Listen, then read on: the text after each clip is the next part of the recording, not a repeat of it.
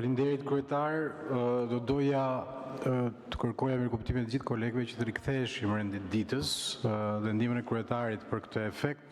Një element i rëndësishëm i aktit normativ të dhjetorit dhe besoj se përbën interes për të gjithë qytetarët dhe madje edhe për të gjithë anëtarët e kuvendit është hera e parë që në një akt normativ buxhet fundviti kemi një rritje të buxhetit mbrojtjes.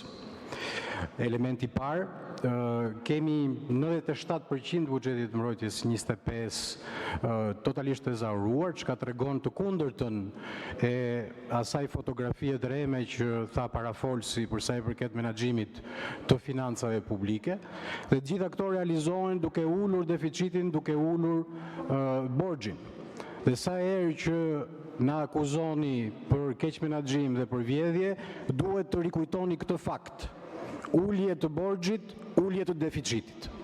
Këto janë dy kriteret e mirëqeverisjes së nderuar, nëse jeni ende të interesuar për mirëqeverisjen.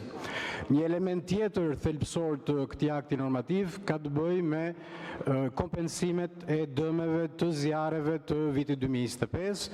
Edhe këtu është një shtet që reagon në kohë, reagon brenda vitit dhe fal këtij akti normativ kemi mundur që të ezarojmë gjithashtu dhe kompensimet për bashkitë e prekura nga zjarret.